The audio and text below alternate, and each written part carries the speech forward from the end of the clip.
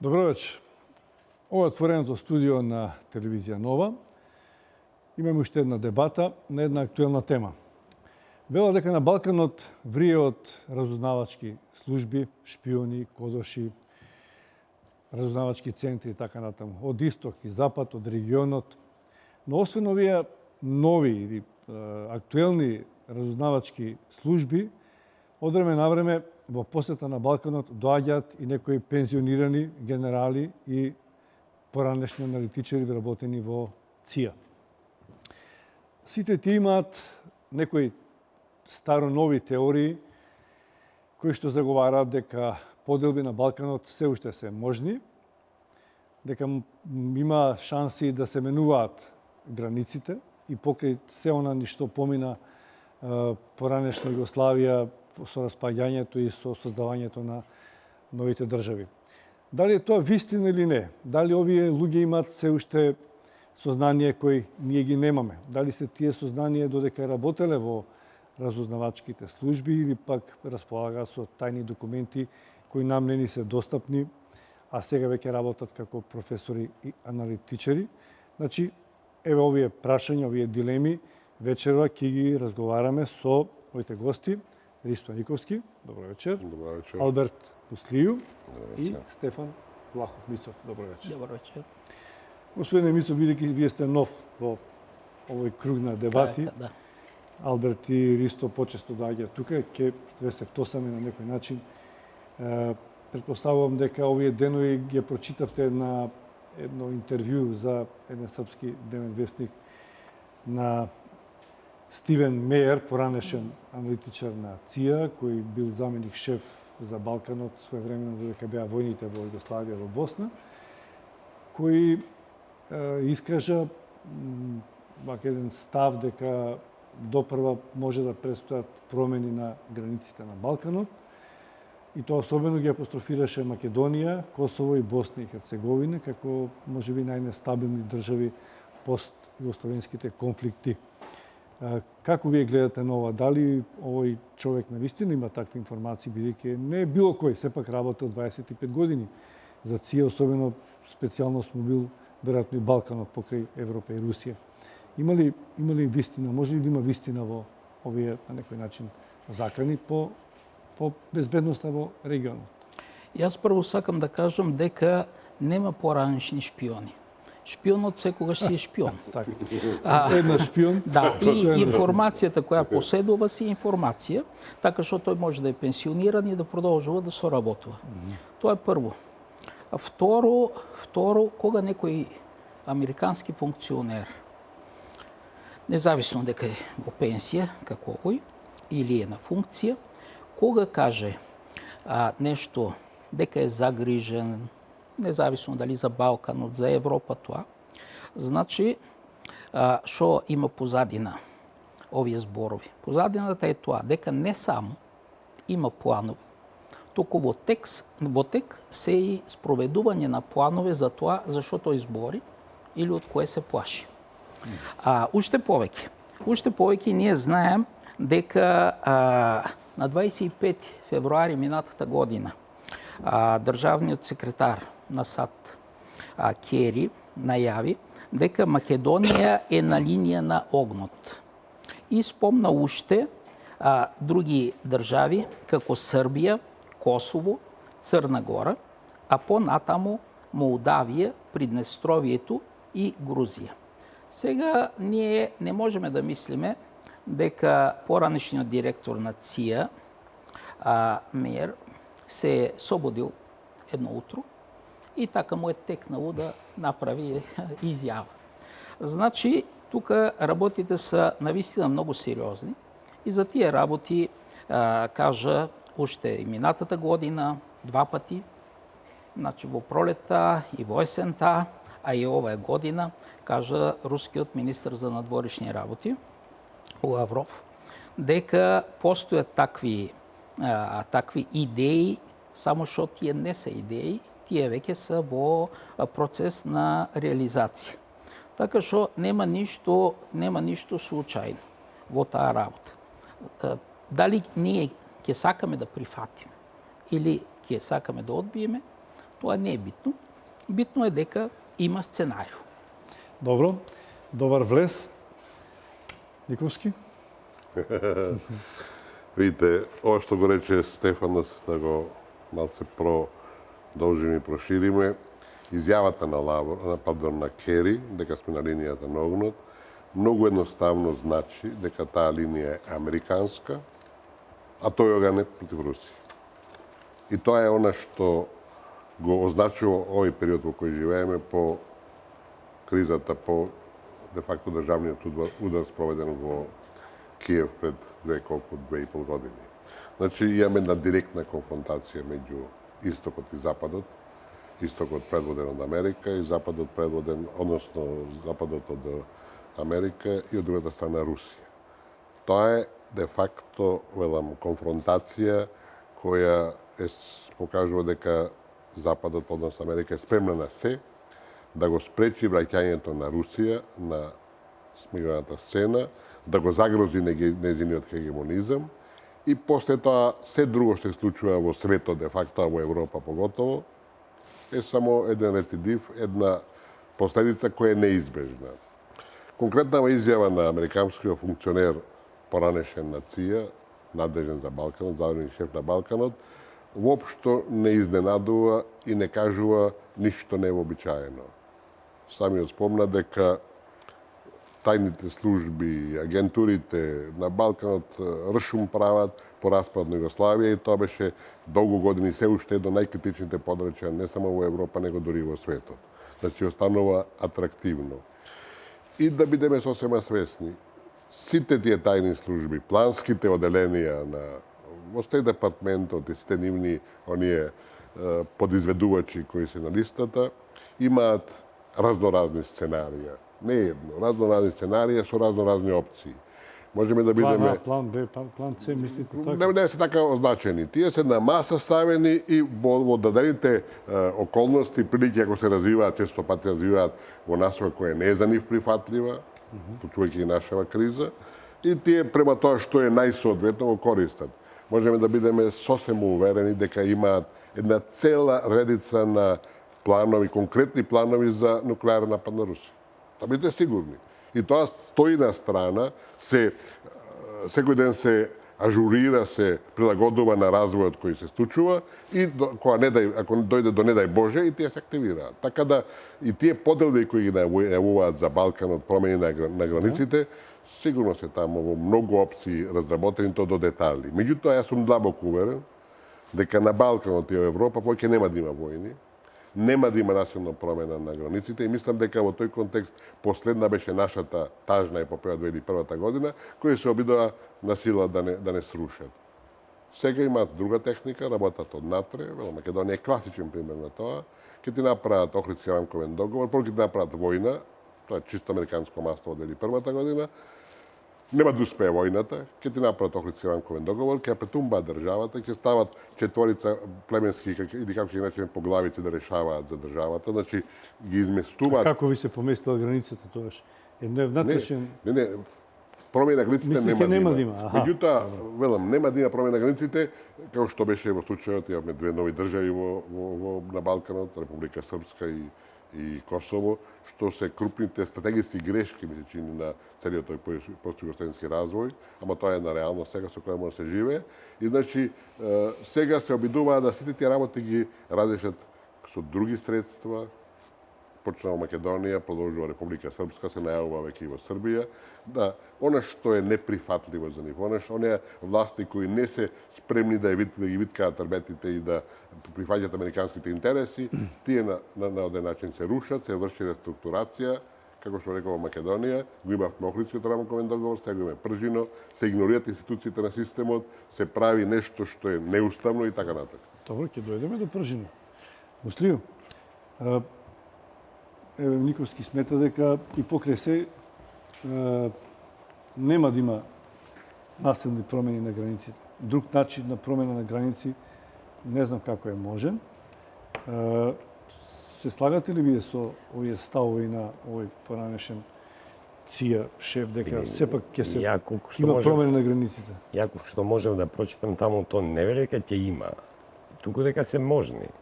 А дека се можно, се е можно. Да, сигурно. Се е можно. Знаете, затоа слободоумниот свет настојува Македонија да биде дел од НАТО, да биде дел од Европска унија. Во таа листа негова, не верувам дека е Црна Гора, која веќе е скоро влезена во НАТО. Не, Босна, Косово и Македонија. Значи, држави кои не се дел од НАТО, Србија не се спомна, затоа што Србија, малце по политичко прашањето во Србија, дали се постои желба искрена да се влезе во НАТО, но за Европска унија, да. И дали е можно, све е можно.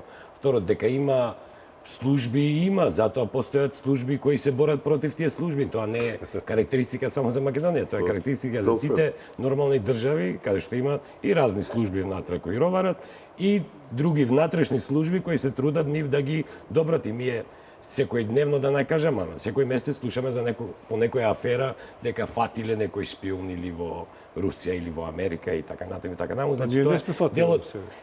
Па добро, ние инсинуираме дека ги има многу, ама еден не фатиле. Наши фативме, има судски процес. Добро, наши фативме, но излезе исто председателот кажа дека ровара тука, не излезе да каже кој се.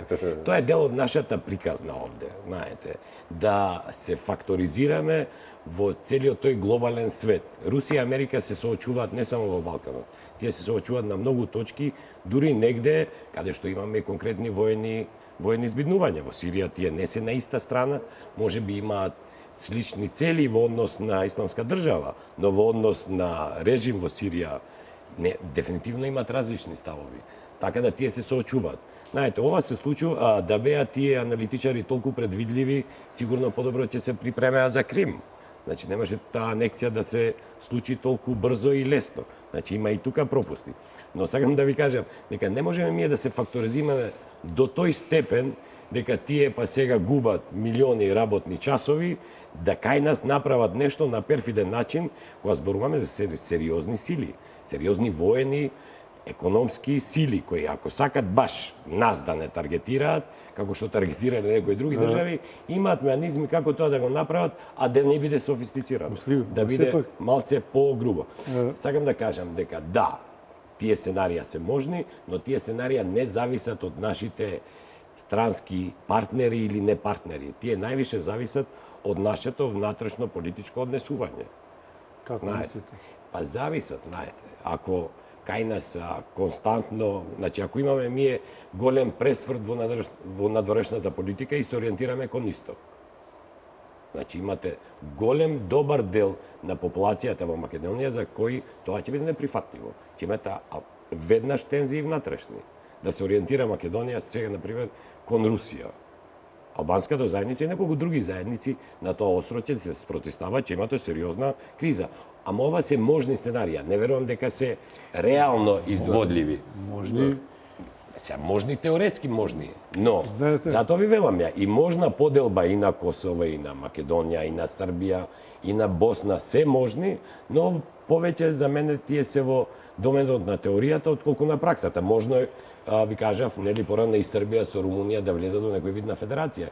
И тоа е можно, но многу малце можно е. Така да, ја не верувам во сценарија каде што во Македонија, па дури и нашите партнери одат во тој правец да ни исценираат нешто што би не водело кон промена на границите. Не заборавиме, Косово, границите пред 2 години се стабилизираа баш со инсистирањето на меѓународната заедница за диалогот помеѓу Београд и Приштина.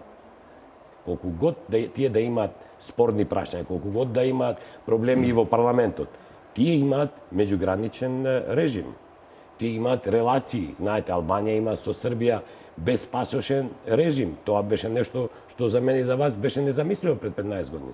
Значи, не е стратегијата на нашите западни партнери тука да не дестабилизираат, затоа што се дестабилизираат себе си. Ние сме внатре, значи, ние сме острово внатре во НАТО и внатре во Европската унија. Ја не разбирам логиката која себе си би си пукала во нога. Тоа е спротивно на она што и Влахов Мисов и Никовски го кажа.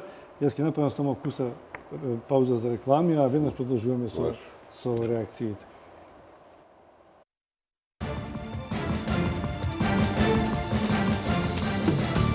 Само за проектот Купи куќа за млади, Ход и Ход ги намали цените на неверојатни 280 евра за метар квадратен, на принципот клучна рака. Дојдете во Ход и Ход за заеднички да го проектираме вашиот дом. Помагаме при аплицирањето во банка. Ход и Ход за проектот Купи куќа за млади нуди градежни парцели за изградба на куќи. Млади, купете куќа. Купете во Ход и Ход.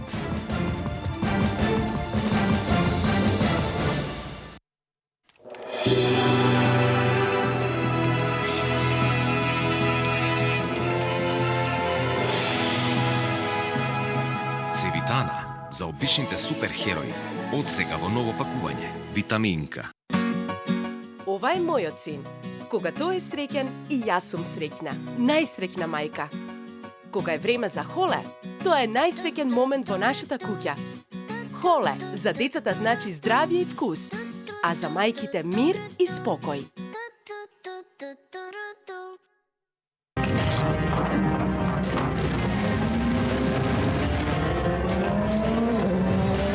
Кога најмодерната технологија на производство ќе се соедини со 60 години искуство и традиција, се создава вистински квалитет за оние кои користат оптимално и оние кои сакаат максимално.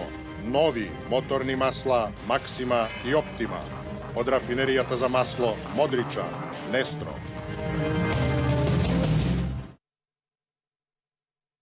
Без размислување прифатив да почнам со таа така наречена кура од 20 дена, каде што за неполни 20 дена со нивните шејкови кои што се прекрасни, успеав да ослабнам 8 кила. И за 3 месеца откако престанав со тие шејкови, ни еден килограм не вратив, значи ни еден грам не вратив. И здраво е, и лесно е, и брзо е, и топло препорачувам.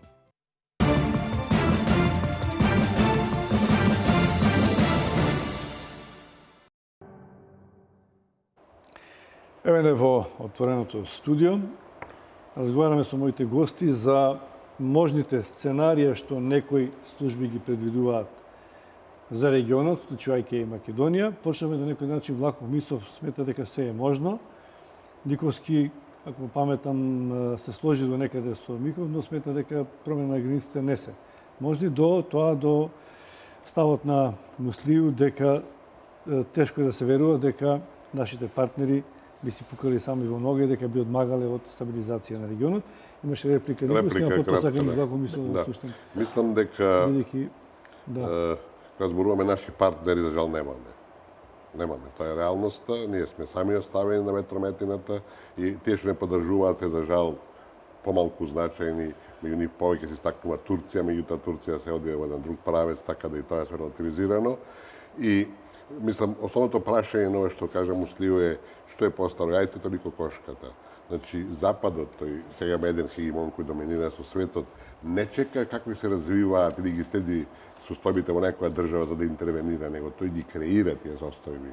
Украина, класичен државен удар со учество на Турција, спомнува 5 милиарди, нека потрошка 50 милиони долари, тоа се огромни пари. Мислам, тоа се, значи, тој систем на функционирање, одбрана на своите интереси, нивно бескрупулозно и силеđiско пласирање и така натака, оди под систем на подготовка. Ние сега имаме ситуација која одредени политички сили се вазали странски, работат за нив, дори отворено не кријат, и кои ќе ги читате нивните изјавите на американскиот амбасадор, гледате дека тоа е една иста основа, еден исти центар. Кога зборуваме основата дека, и она мојата теза дека нема да има промени на границите, готово наsilни се мислени така, ако некој реши да се обединат Косово и Албанија, иако тоа е спрема договорот, не така 50 години, тоа ништо не значи. Таа обединување ќе елиминираат границите, веќе тоа се случува на терен. Знаете, нема да има нови војни, затоа што тоа не е американски интерес во регионот. Тие по распад на Југославија доминираат, тука се едини фактор на Балканот, никогаш во историјата не биле, немаат намера се повлечат уште долги години, така да некои спекулации дека Америка се повлекува, тоа апсолутно надвор од умот. И третото најважно и најклучното е што ако почне нова војна, например, ако сакаат да се да делат Македонија, тоа е нова балканска војна, не може да помине без инволвирање на сите соседи, Русија, Турција и кој некој трети, четврти, пети, а тоа значи дека Америка ќе биде на на Америка. И затоа нема да има војни. Што и народот не го чува лозието чуварот, него стравот. И сите други тие промени кои ги прават и се прават, ние сме сведоци што се случува во нашиот регион, се под земја со софистицирани внатрешни пореметувања и слично. Не, јас прво сакам Спротивно малку на... јас сакам прво да коригирам, пошто јас не кажах дека се е можно. Јас кажах дека, значи, во тек е остварување на планови за дележ. Така што нешто е можно, туку дека, значи, за тоа се работи. При тоа се работи активно. Сега вие знаете дека, значи, пред 10 години се обида во Босна да срушат Република Српска со исто такви шарени како сега во Македонија. Тоа не им успеа, така не им успеа. И сега, значи, од другата опција тоа е да стане дележ истовремено, значи, и во Македонија и тоа, и на Косово. Сега, на вистина, тоа менување на границите нема да мине без војна. Јас се чудам зашо, значи, Ристо Николски, таков искусен амбасадор, мисли дека Балканска војна нема да има. Балканска војна, тоа е баш во интересите на САД. Зашо е во интересите на САД? Пошто тука има некоја, значи, нешто кое гледам и кај македонските албанци, па и во косовските, и тоа кои не размислуваат. Тие си мислат така, дека, значи, па и македонците прифаќаат тоа дека САД се бори за голема Албанија, за остварување на голема Албанија. САД не се бори за голема Албанија, да стане како држава голема Албанија. САД се бори да има борба за голема Албанија.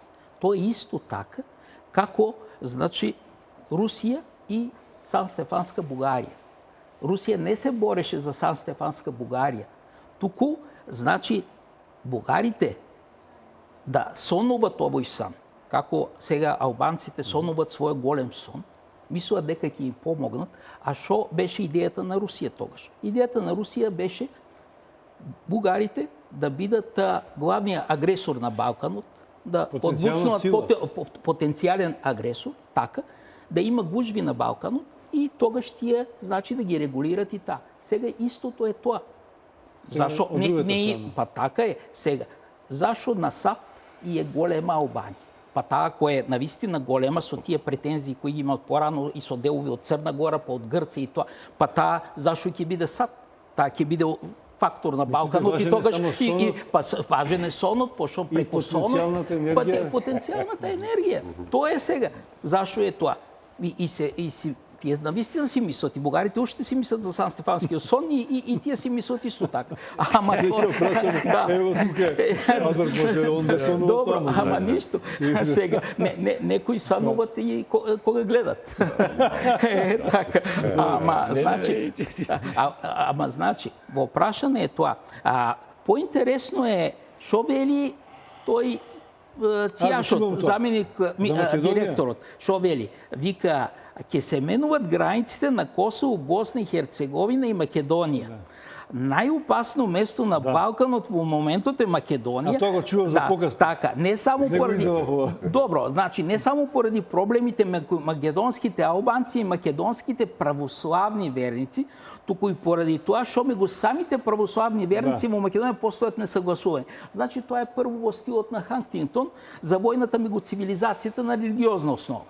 Сега тоа е борбата излегува на преден план, религиозната основа, за да се прикрият политичките и националните интереси.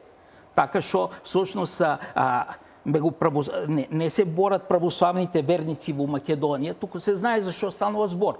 Значи, ако има тоа, ако има конфликт меѓу македонските албанци и македонците, тоа е не за тоа што примерно исламот од другите православни. Не е тоа, тоа е за ептен друго. Така што книгата, таа книга на Хантингтон, знаете дека беше напишана по нарачка на ЦИА, а 3 години пред тоа тој беше автор на 3 статии, па потоа ги прошири и така. И за тоа е прашањето преку религијата да се скријат националистичките и политички амбиции. И тоа. И за тоа сега, значи, тука Ристо Николски вели, значи, САД нема интерес Европа тоа. САД, мислам дека има многу голем интерес. преку тензии на Балканот да вовлече Русија, како се обита да ја вовлече во Сирија. Тоа е тука. Како да е волна? Ајде да застанеме тука. Останете на аксиомот, после објаснете го, да видиме бидејќи реагирате и двајцата, да имаме шанса да сега дополнери, да можам да се искажам. Значи до Русија доаѓаме, значи. Видите, прво нема некаква борба американска за голема Албанија. Големоалбанскиот концепт е со преку 70% реализиран и е реалност со независноста на Косово. Од целиот тој сон албански, кој е реалност, мислам, дури и нормален, кој не сака сите да живеат во иста држава, од кинези до јапонци, до македонци, бугари и така натака. Значи, тој сон постои, меѓутоа веќе е реалност. 70% е завршено Косово и Албанија се формално оделени, се има повторно заеднички седници на владата, се регулираат многу работи и таа граница е формална. Остануваат уште Македонија, како клучен дел од тој проект, додека Јужна Србија, тие трите општини во Црна Гора, исто 4 општини се чини, Чамирија сега е надвор одигната и слично, тоа се веќе остави работи за еднината. Значи, тоа е суштината на тој големоалбански сон, кој го реализира американците. Забораваш Грција. Грција, Чамирија е оставена на страна. Дозволи. Сега второто, ова што дека нели што зборувавме претходно и што јас реков дека американците не сакаат војна, затоа што се што прават сега во Македонија, Република Српска и Србија се почнува истото сценарио е да го затворат Македонија. Зашто има криза? Да што поскоро капитулираме и го промениме името, да може утре да не примат во НАТО. На тој начин се затвора јужното крило на Алијансата и се затвара просторот за Русија.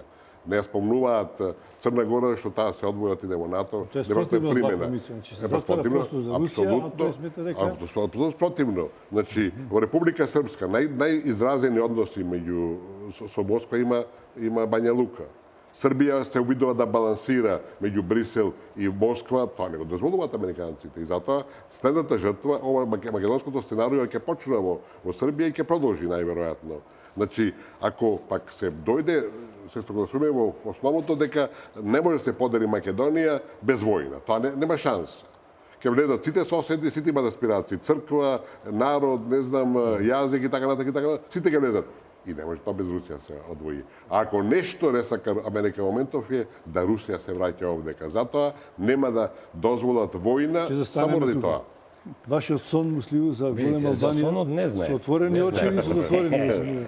Еднократно затворено. И дали е реализиран тој што идејата за голема Албанија е поприсадна кај не албанците во политичкото разговарање него кај албанците. Албанците се политички организирани и никој не им брани во нивната политичка платформа да ги одредуваат овие цели и да тие станат цели. Кој може тоа да им го забрани? Јас сум бил во канцелариите на Шин Фейн во Белфаст, каде што нивната политичка платформа беше обединување на Ирска и тоа беше дел од политичката платформа.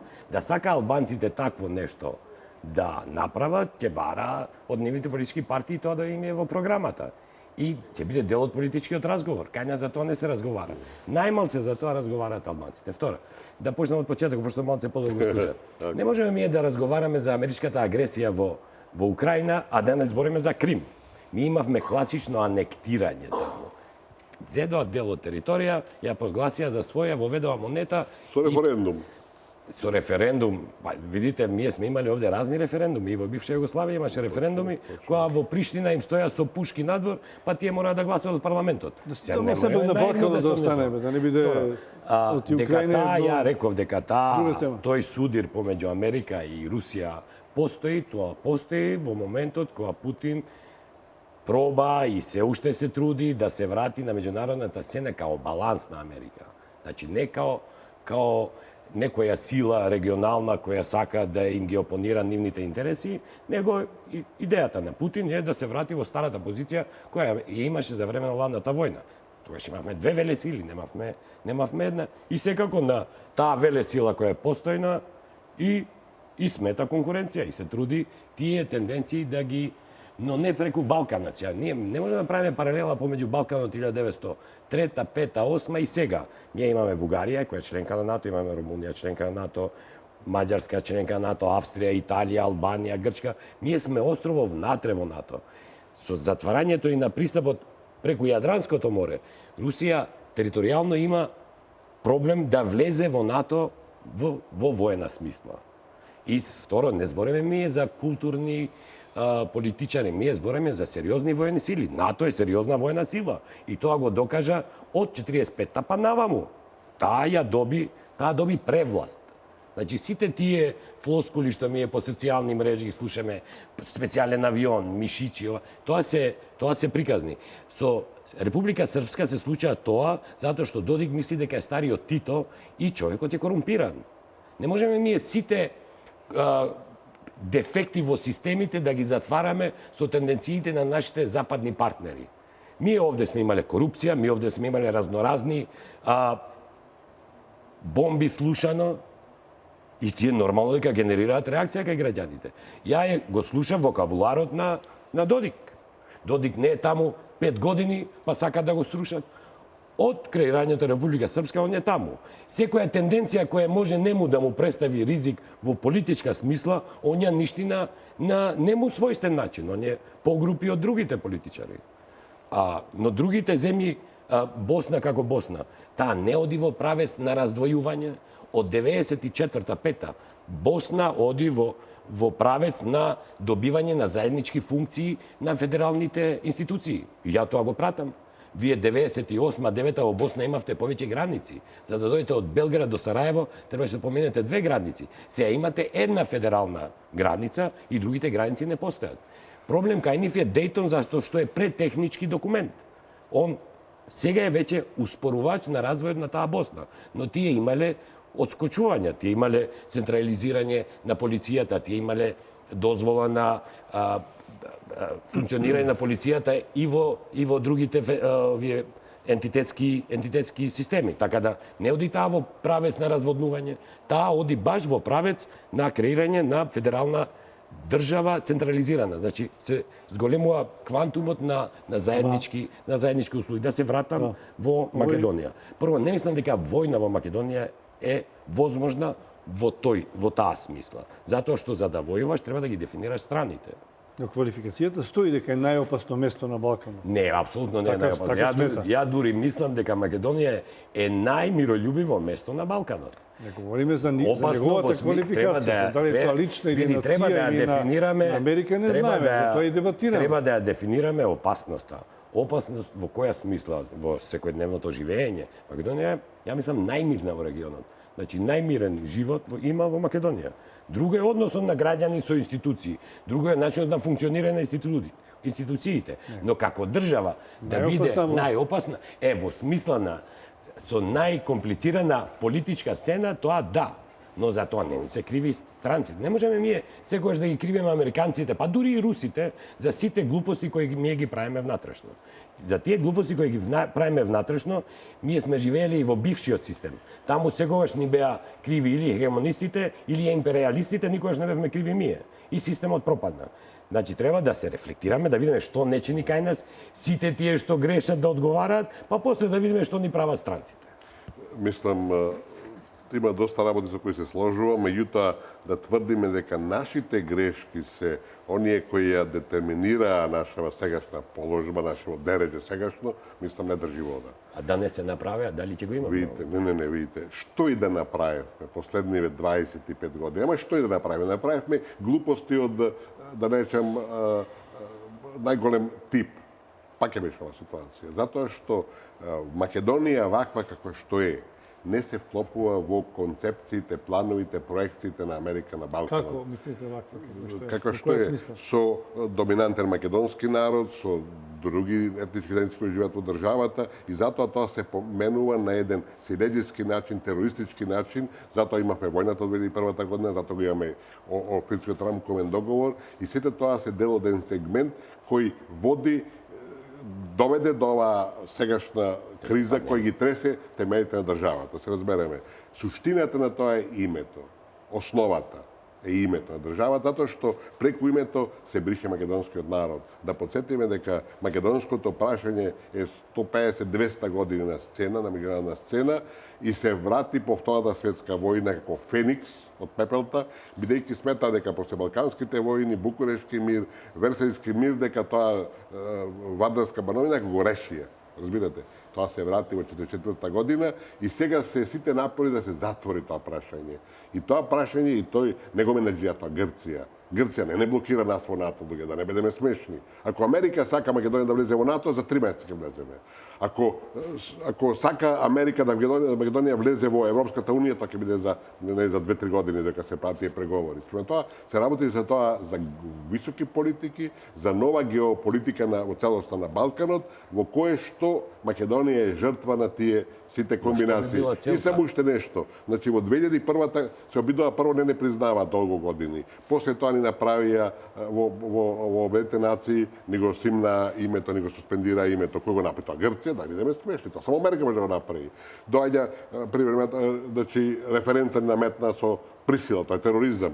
Доаѓа примерно спогодба во која го девалвира нашата позиција во спорт изварредно на сериозен и груб начин. Доаѓа после тоа војната 2001 година. Доаѓа како се вели, Букуреш 2008 година. Што мислите, во Букуреш Грција не спречи, тај вето и остана на потоле. Тоа е све Америка. Значи, сето тоа е еден концепт кој се реализира бескрупулозно, разбирате, и целта на оваа криза де факто е да фрлена на колена, да не го сменат името, да не прекрстат, да не внесат во НАТО, а без македонски народ и без македонци во него. Значи, прво, све можам да прифатам као дел од така некои теории, но 2008 ние сите сме сведоци каде што американски председател го стави својот интегритет по прашање и јавно изјави дека ние ќе станеме членка на НАТО. Точно.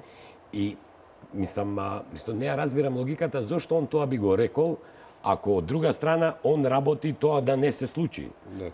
Тоа е прва работа. И втора работа, све во ред, тоа се теории. Него би сакал да ја знам јасната цел на интересот. Зошто они толку енергија би вложувале да нас така не ги прават сите тие сопки? Зошто? Која би била нивната крајна цел? Кажи ми ја, ја ќе анализирам, може би, но знам дека не е така. Да слушнам прво. Само многу кратко, бидејќи може да затвориме кругот. Сега видите, крајната цел. Крајната цел јас веќе ја кажа. Што е крајната цел во однос на албанците. Така што нека да не се правиме на недоверие. Сега не генерално на САД крајната цел каква е? И за тоа. Сега друго. Ама која не ја разбрав? Значи тоа е борба за голема Албанија. Тоа е крајна цел на американците. Тоа е крајна цел на Албанија. Тогаш чудно ми зашто се вклучија 2001, не разбирам. Те не се вклучија 2001. Може малце да го поддржат процесот. Процесот почна уште многу порано. 2001 ја го памтам процесот, политичкиот бар. Добро, и они се трудеа тој да прекине. Тој конфликт да прекине. 92-93 година. Ја памтам. Тоа не е точно. Нека се трудеа 2001 да не прекинат. Ама кога дојде до трансформацијата на тој конфликт, првите 5 соопштенија беа јасни. Никој некаде немаше добијат ослободување на албанските територии. Се смени. Тоа го смени американците. Значи го сменија. Го сменија. Значи инсистира да се смени за територија. Ама тие водеа борбата, тие водеа војната, албанците беа екзекутори, извршители. Значи тие кои сватија дека тој прв концепт на рушење на државата и завршување на големо албанскиот проект од 99-та година и 1990 година, тие го свртија на хумана на човекови права за кои самиот Тачи вели човекови права се барат со војна. Кога стануваше збор за глупостите, нали, значи ние навистина сме направили многу глупости. Јас тука се слагам со Ристо Никовски од осамостојувањето до денес, но најголемата глупост тоа е дека пуштихме странците внатре да прават што сакат. И како ги пуштихме? Преку тоа за Европска унија и за НАТО. Пошто сега кога почнеме да викаме, ама се мешите, тие викат, ама вие сакате да бидете членки, па ние ви помагаме. Значи, ако нема тоа, какво тоа? Тие ќе бидат директно ќе бидат агресори. Кога, значи, една земја вика, ајде, надвор, и тие влегот натре, значи тоа е агресија. А ние сами ги пуштихме. И за тоа 2001 година се дојде. Пошто се знае дека 98 година, кога е бил уште Киро Глигоров, американците му дават 500 имиња. на македонски офицери од армијата кои да бидат пенсионирани. Глигоров одбива, ама Трајковски прифаќа. И потоа едни од нивните поточи прифаќа, тоа е доказ. Тоа се документи. Па документи се и тоа. Па има тоа, па има доволно документи и за улогата на ОНА, и за улогата на вашиот лидер. Па што има тоа?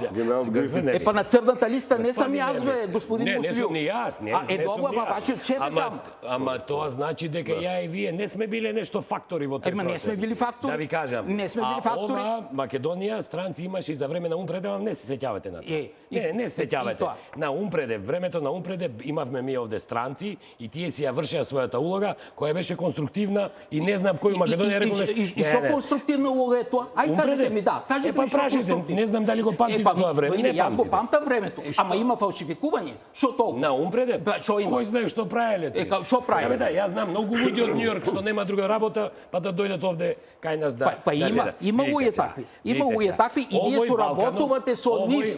Соработувате, не вие персонално. Кој? Албанците? Албанците. Видите, албанците прво не се стадо, па ние сега ќе се собереме на вечер и ќе се договориме што правиме. Како не е тоа, колку беше за споменикот, извини. Кога беше за подигане на споменикот, како се собраха како стадо 500 луѓе за еден сат? 500 луѓе се собраха. За еден сат. Па тогаш имате грешки за статистиките. Како статистиката го видевме на телевизија?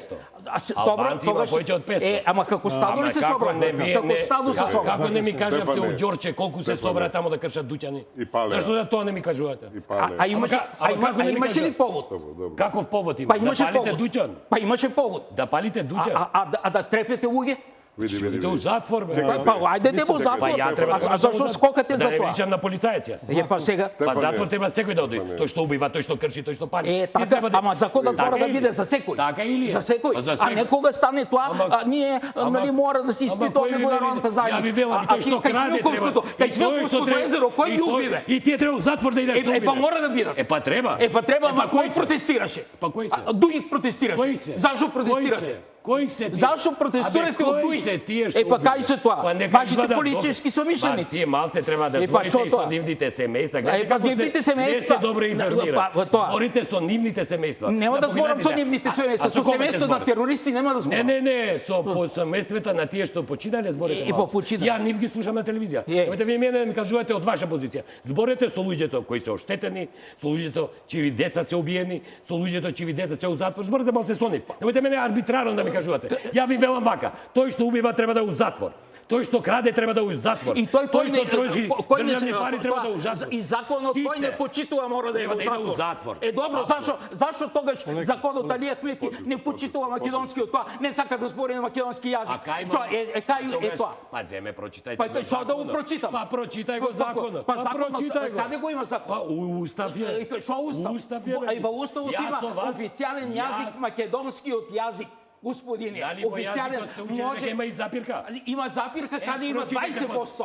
Прочитајте го за запирка. Тоа сега. И уште повеќе, кога не почитуваш председател на држава, што бараш? Кога не почитуваш, па надвор тогаш од законот. Надвор од законот. Каде? Тука во Македонија. Каде надвор?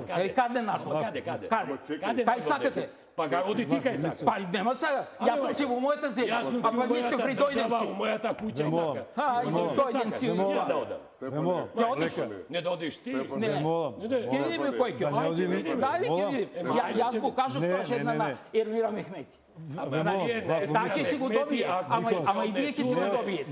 Не изе вака, тогаш не знаете што е да поштоете жена. Ако вие мислите дека ја ќе ви дозволам да зборите со мене, како ви да не мислите, па јас тука сум дошол така да Вемолам Влахо Миче. Вас да ме слушате. Вемолам реклами. Дајте реклами, вемолам. Ја мислам дека ќе се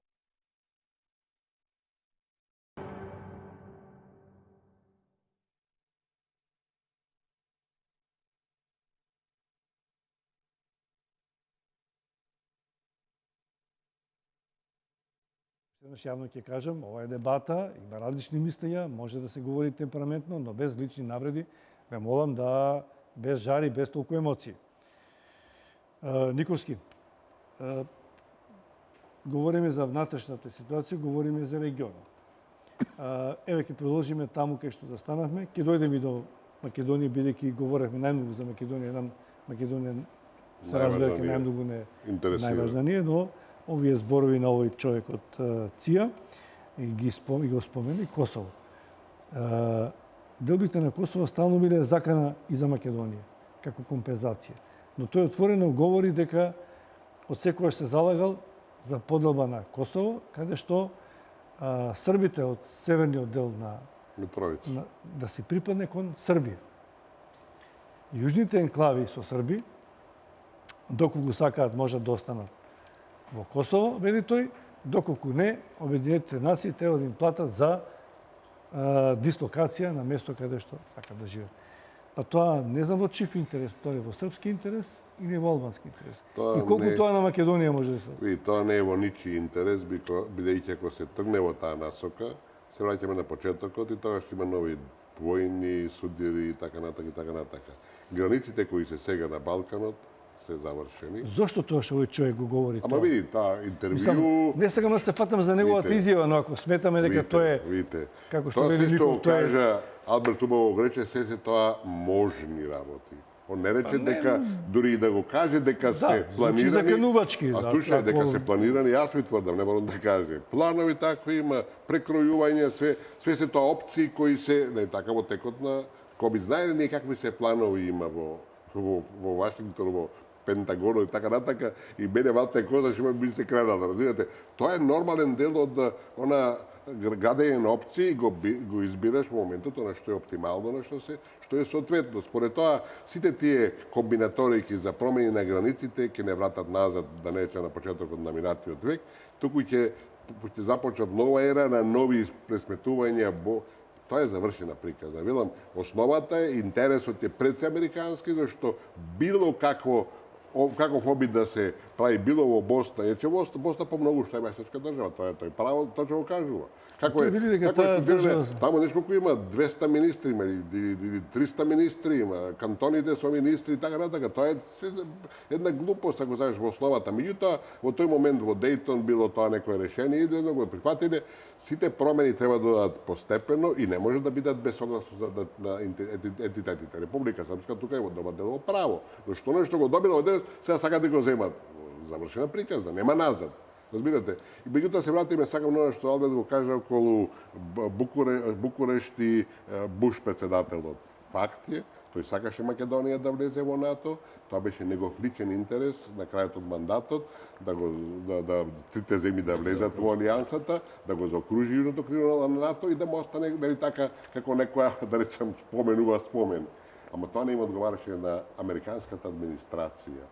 Тој дента кога кажа дека утре ќе ги прима трите земји, што е веројатно единствен случај да американски председател се усрами во историјата и утре да биде негиран, вечерта има следба со турскиот председател Ѓул, кај што го морал, немој да играш на картата или трите или никој. Зашто ако беше пак тоа никој да не приме, ќе беше катастрофа за него, за НАТО.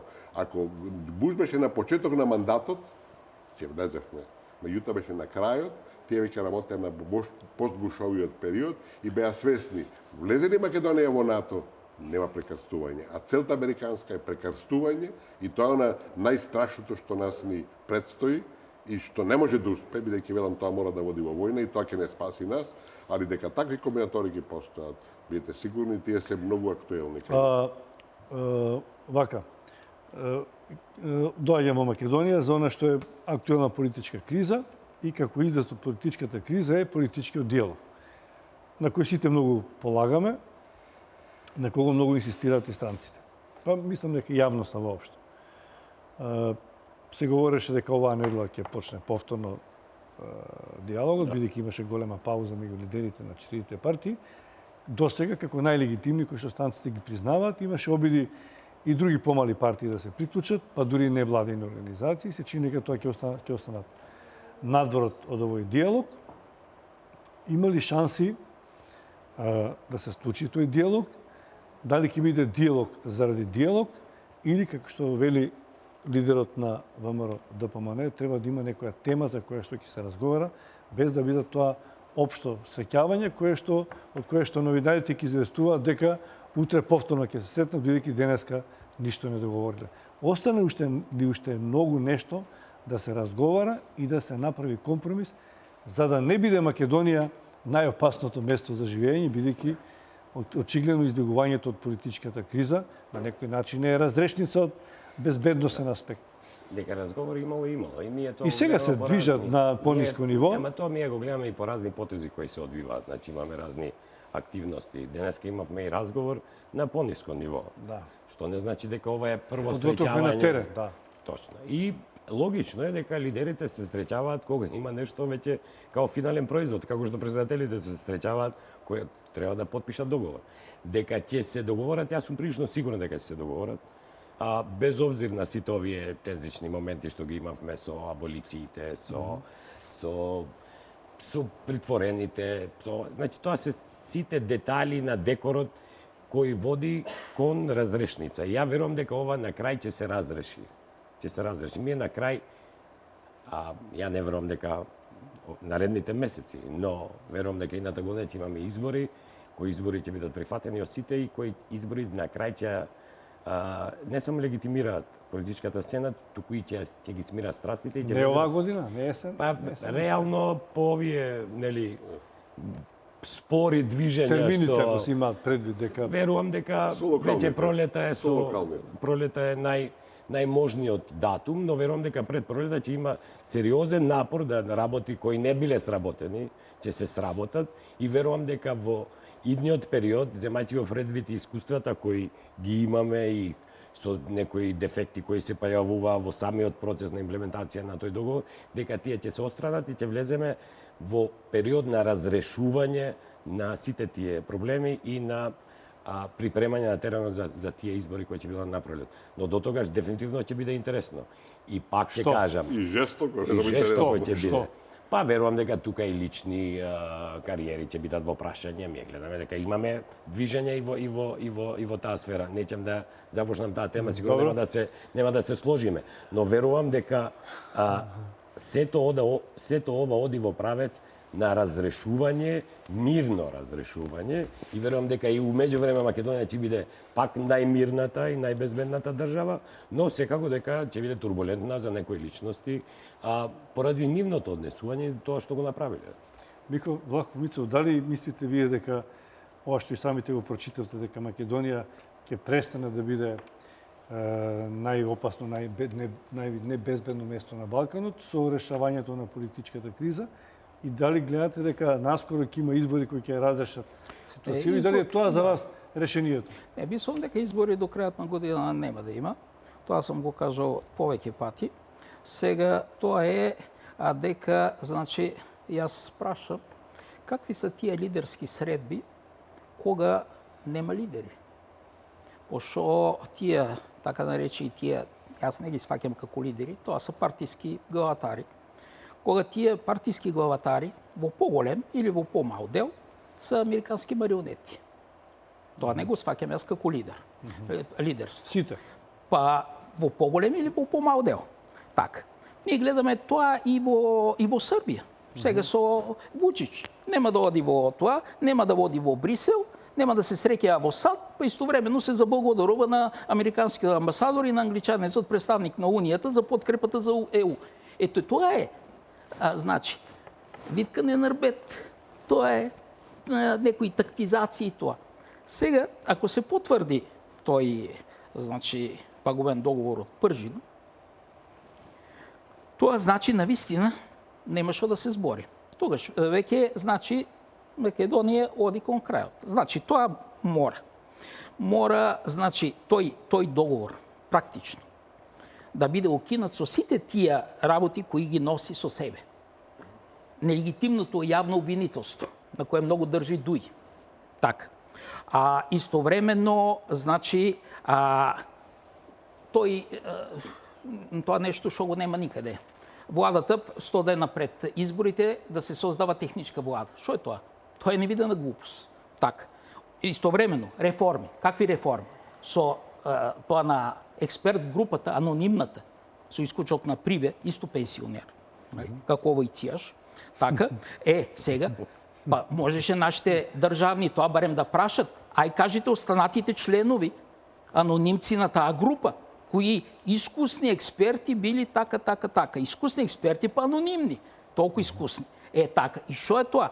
Неколку пати сум го читал и се чудам, нали, јас не се чудам на извештајот на ПРИБ, пошто тоа сака да раздрми македонските служби за безбедност, МВР, медиумите, судскиот систем, т.е. да бидат управувани од надвор или од натрешни платеници. И вика, има неколку невладини организации кои могат да имат главна улога во процесот. И кои тие невладини су русоиди. Така шо? Тие работи одат само во прилог на групации, на политичари, така, кои сакат да биде уништена држава. Ама вака, само да ве потпрашам.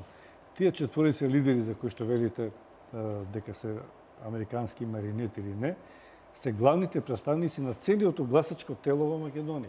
Добро. Зад нив стојат граѓани, македонци, албанци кои што гласат. Грото. Добро, а гледате тоа? Забелешките на Прибе сега веќе, барем слушнав дека и оваа влада се занимава со решавањето на реформите, без да чека некој експертска влада. Па толку по-лошо. Јас за тоа зборам. Значи, попуштане до уништување на државата. Тоа е. Сега ние нема што да се залажуваме. И сега, значи, тие и извештајот на Прибе и другите работи. Тоа е ептен јасно.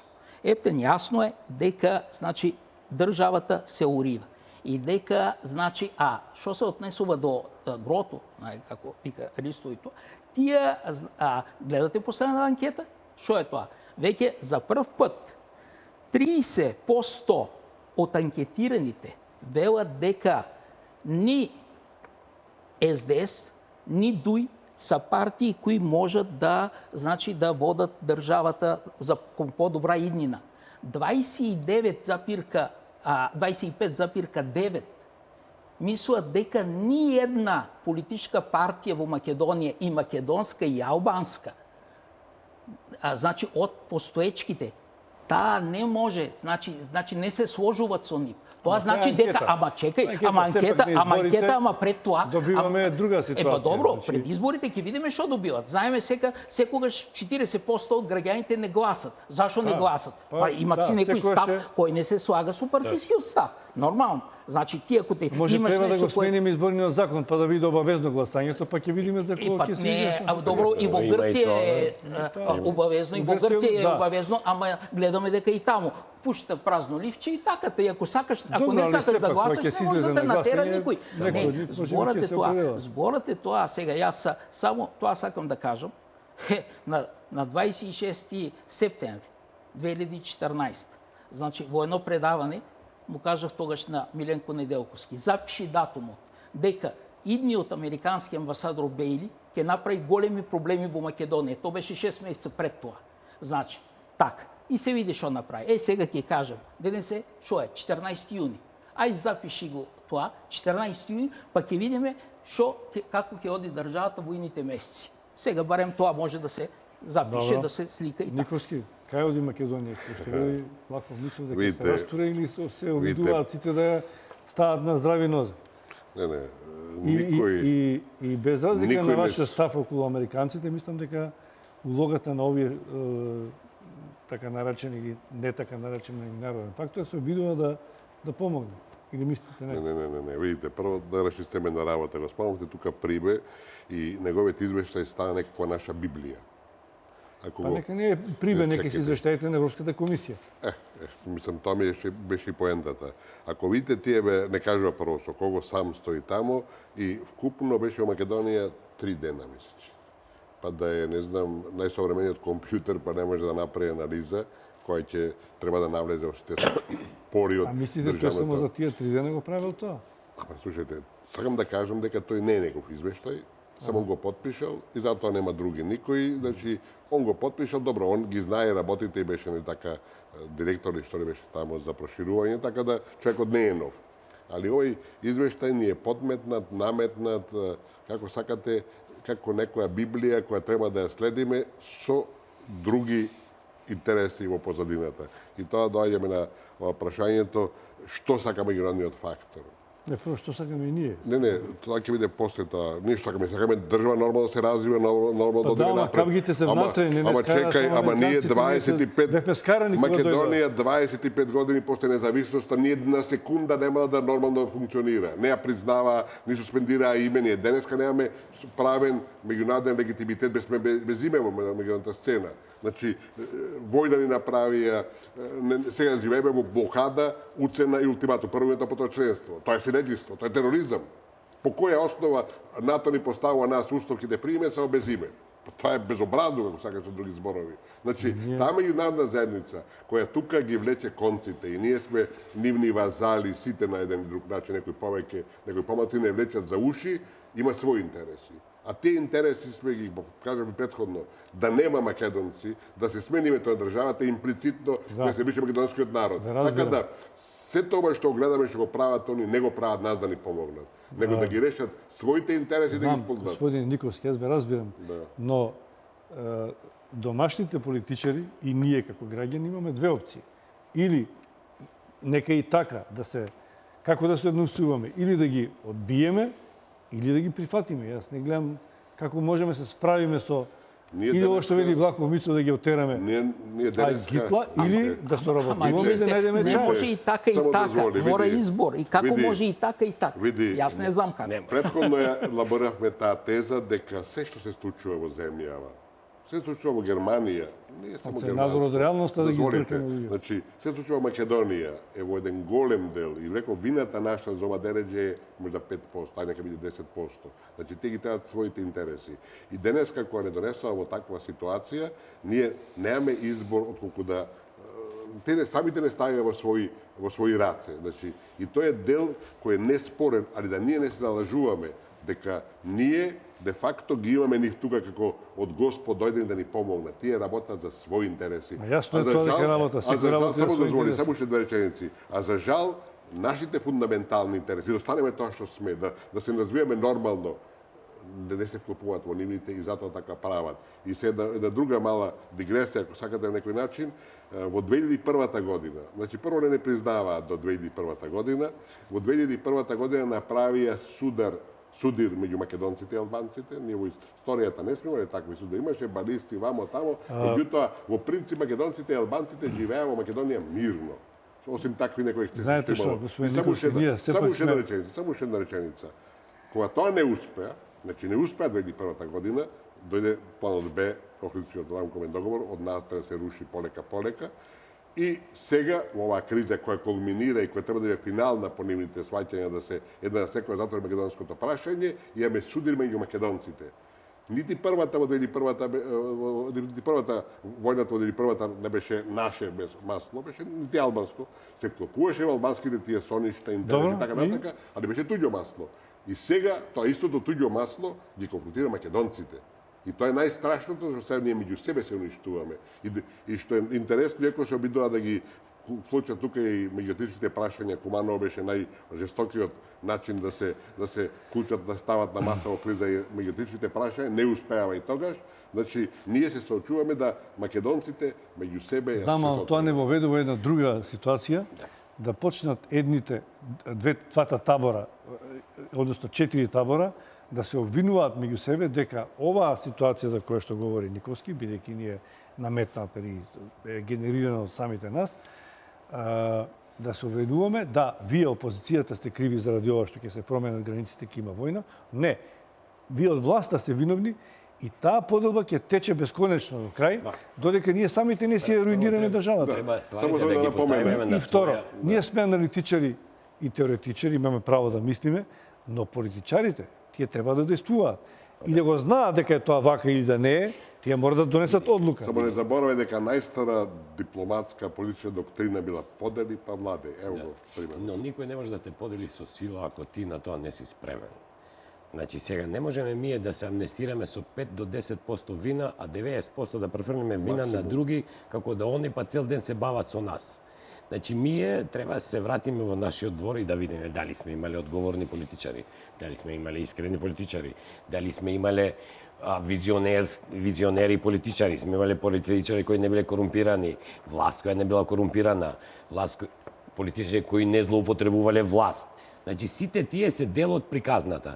Јас знам дека таа специјална обвинителка, што вели ми се дека Дуи ја поддржува, таа ја поддржаа 117 пратеници. Сите ли се оние марионети? Ако сите политичари во Македонија се подложни на укажување што да зборат, дали вас може некој да ве натера да зборите нешто? Ве прашувам. Тогаш не Јас изборам присутни Јас 117. Моите уцени. Па ако 117 Не беа 117 воопшто присутни тогаш. Ајде, видите 107 си тоа, видите Да, си таму гласа, справки во тоа. 117 партии. Само една имаше Ајде, видите сега. 110. Дали некој гласаше против? Чекај сега, како од 117 па А не 110? сум јас статистичар на парламентот, ве прашам, Е, дали па, некој гласаше против? Дали некој гласаше против? Само еден, така не беше. Не, никој не гласаше. гласаше. Само една имаше воздржан или две. Така, Не, ова сакам да кажам. Како тоа никој од нас не рече како бе тие пратеници, представници на народот, пошто овде многу се повикуваме ние на народот, представници на народот изгласаа тоа што им рекоа лидерите. Па ние сме го ние сме го прифатиле тој формат. И во дневник, и во Не, не, не. вечери, на други Кој места го го кажа? кажа, па го кажа новинари, аналитичари, читате дека тоа е штетно за Македонија, Ама за дека не мора да Македонија биде форматот на така. 4 лидери. Не на 4 лидери. Ебе, Точно како? и за Па тоа е јавното формат. обвинителство, нали, за Не, не, не. прифаќање, па имаше даже напишано, јас Ама се сеќавам, па тие ама туа врз не. себе и Советот на јавни обвинители и тие кои тоа Јас и кои знам- гласа и тоа јас нешто. знам дека во Па сега само јас сум пишувал 3 пати бе мајка му. Ама, Па што добре, тоа? ама ако сте пишале Ама добро. викате никој не. Ја ви Па што, зборам за никој- пратениците. А, пратениците. За пратениците Па пишувавме збор. дека пратениците се значи се слагат по тоа што им кажат лидерите и дека немат самостојно. Бе има тоа. Па има го. У парламентарна демократија има така. Добро, Ама нема така. Ама го гледаме дека Ама е во нема. пракса. Ама, во значи, пракса па, во парламентарните Македонија. демократи- Тоа е и во ДУИ, тоа е и во ВМРО, тоа е и во СДС. За жал Кај така си- е. И така е. Па добро ли е тоа? Ама кој вели дека е добро тоа? Па за тоа зборим. Ја ви велам дека Тоа не тој е закон. добро, за тоа е збор. Ама сите закони у Македонија се гласани од тие пратеници. И ниеден закон во Македонија не е гласан со такво мнозинство. Ниеден. Ниеден. Немало закон у Македонија кој го гласеле во апсолутно мнозинство. И не може тие исти политичари кои тој закон го гласале со такво мнозинство да ни префрлаат вина нам кои немаме одговорност за стабилност на институциите, затоа што тие се одговорни за тоа. Добиле глас, затоа се плаќаат и тоа треба да го прават, Тоа се слагам, а да се префрлува вината вон тие институции. Апропо тоа, не може во еден систем Љубиша, да биде виновен повеќе тој надвор од системот. Тоа е кога ги кривите криминалците дека тие се највиновни зашто во една држава не владее правото. Во една држава правото ќе владее кога државата ќе го спроведува правото, а не тие кои се против правото. Така да, паралелизми такви не треба да се прават. Во оваа држава треба да се знае и треба и во иднина секој што има право за тоа да си сноси одговорност. Не можете вие да имате право, бенефиции, а да бегате од одговорноста. И да одговорноста се преврна на не некој може да друг. си сноси самиот одговорност Не, никој. треба да се Значи, бара некој од да го некој. повика на Затоа одговорност. ние збориме за некоја друга одговорноста. институција, затоа што Не. никој не отишол сам да се пријави дека е Не зборам јас крив. за судска одговорност. Без- и Судската политичка. одговорност ќе одредува судот и судските органи. Јас зборам за политичка и одговорност пред јавноста. Тие треба тоа да си го сносат. Ние сме сведоци дека веќе 15 месеци тие што се одговорни се трудат да префрлат вина на други. Не може бе ја да префрлам вина на вас или на мене за нешто што не било моја одговорност. Моја одговорност како граѓанин е тоа да го барам, да имаме одговорни политичари, да имаме некорумпирани политичари, да имаме политичари кои не лажат и да не прифаќаме како граѓани дека да лажеш и крадеш е нормално. Одиме со реклами и уште еден круг за крај.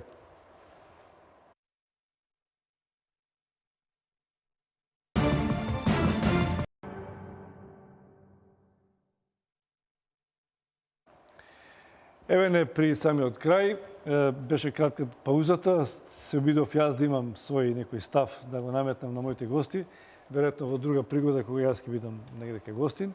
Сега можам само да прашувам. Ајде за крај, останува уште по една минута време. Мислам дека конечно имаше една точка која се сложивте, да, и покрај Тие двајца, јас... Тие двајца вие... Не, вие се сложивте дека да лажеш. Не, ја се сложам, али не се лаже и краде. важно вие двајца се сложите. И има вошки. Сега не, јас мислам дека секој нормален човек ќе се сложи дека мора да се почитуваат законите во државата и тоа без разлика на религиозна, етничка, партиска припадност, нали? Тоа секогаш така сум го сваќал и така сум го пишувал и така и мислам, нали? Тоа е, за жал, тоа не го гледаме.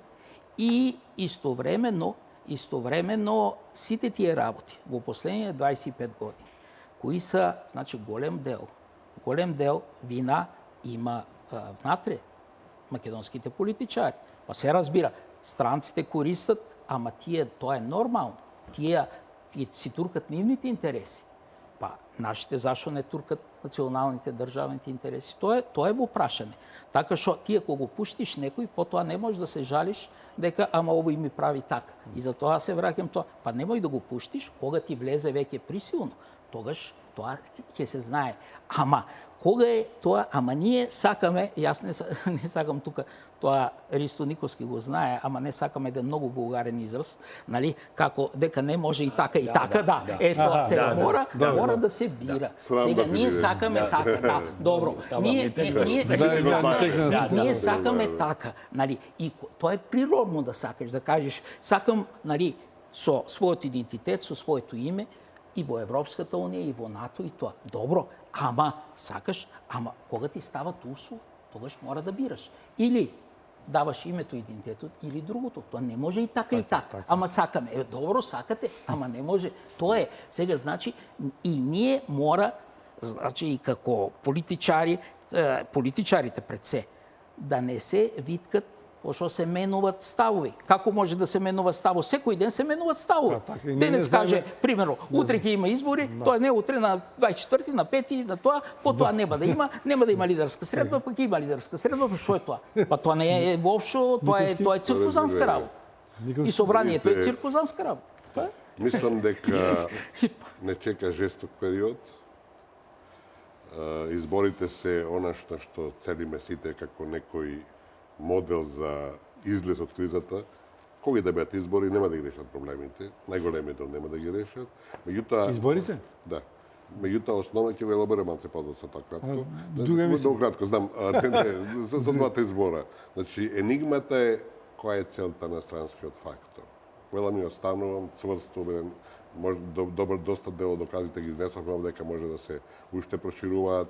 Тој смета дека сега му е моментот, како вика прво, сега му е мајката, дека македонското прашање треба да се затвори, да се прекраси државата, да влезе во НАТО, на начин на кој што тие сакаат. На начин на кој тие сакаат, што е за нас погубно, разбирате, и тука имаме една тешка измама која го прикрива тој модел нивни, а тоа е да се прекрстиме за надвор, да ни ја смеат референцата, нели така, што ние никогаш не ја прифативме како нешто Божено за нас работаат, а де факто е катастрофално. Николски, нема да го ширам, само да прашам, ова се ваши предпоставки или имате докази дека тоа така? Ова се може да докаже. Видите, кој ставате мозаикот на маса и кој ги ставите сите камчиња. Тоа се значи анализа. Толку тоа е анализа која толку е евидентна, слушајте, јас сум пишувал и книги на таа тема, кој ги читате сите тие работи, се чудите како не ви текнало вчера тоа, ама го гледате мозаикот. Не така е, тоа е фактот. И сега да одиме на ова, значи, излез од кризата може да бидат само изборите. Не треба се прави никаков датум додека опозицијата не каже сите услови се исполнети. Предходно, ако без такво нешто, ако одиме повторно на 24 април и 5 јуни, како држава се резилиме, покажуваме дека сме незрели, непрофесионалци, неодговорни. Кои услови да бидат тоа? Ние за избори или на приве тие реформите? Видите. Оце ги бараме на приве, тоа ќе треба уште една Не види. Тука очигледно клучно е сега изборниот список, бидејќи реформата на, да речам, на медиумите, слободата на медиумите, имаме закон кој пред 2 години беше донесен, социјалната согласност. А она третото што го поставува одвојувањето на партијата од државата, тоа е смешно, мислам. Партијата го добија власта, партијата владе со државата, јас сум го спомнал, ќе повторам. Во Соединетите американски држави, кои ќе дојде смена администрациите меѓу двете партии, 20.000 луѓе напуштаат функции во Вашингтон, доаѓаат нови. Значи, партијата де факто ја зема власта. Сега да не ја злоупотребува, И сега уште една реченица, значи, изборите, какви да се тие, кога и да се тие, ќе раштат многу работи, ќе покаже де факто, ќе го покаже расположението на масите. Меѓутоа, тоа не може да биде крај на нашите голготи, бидејќи зашто ако утре изгуби сегашната власт ВМРО ДПМН, зашто да ги признае таа изборите. Значи, направи еден преседан, изборите од 2014 година, со сите, да речем, манипулации кои биле секојаш во нашите избори, со сите недоречености и слично, меѓутоа најдобри од сите. Мораме да завршиме, Николски. Да, и да завршуваме. Значи, тие избори не може да се доведат по прашање, бидејќи огромното мнозинство гласаше за оваа власт. Ама тие се игнорирани, а велам, зашто па овие утре ќе прифатат ако овие победат со 30.000 гласови? И тоа е прашање, затоа треба веројатно да има консензус да нема заменеш. И тоа пак е зависи од санскиот фактор. Ако не заврши работа да не прекрсти, ќе продолжи со криза додека не остакати. Прво треба да се створат услови да немаат аргументи да ги оспорат тие избори. Сега не можеме да се правиме едните и другите дека немало аргументи. Сега слушаме, независно, лепено, сечано, ние слушаме. Значи дека тоа што велите дека секогаш имало, тоа не значи дека треба да има.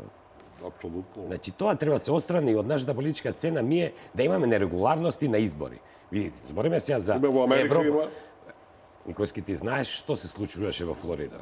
Не можеме ние номинациите внатрепартиски да ги поредиме со државни избори. Тие има номинации внатрепартиски. Но, кај нас изборите се вовед во разрешување на кризата. Од тоа, од прибе, нема бегање, затоа што тоа станува дел од нашата... Тоа станува дел од нашата евроатлантска агенда. Јас се согласувам, Никојски, дека најбрзото решение, кое најболно е тоа, импровизација со името и лагање, и не верувам дека тоа е можно затоа што нема атмосфера за тоа. Но дека е најбрзо решение, е најбрзо затоа што тоа е услов. Друг услов немате. Тие се консензуални институции во кои ако не гласат, сите не може да влезете.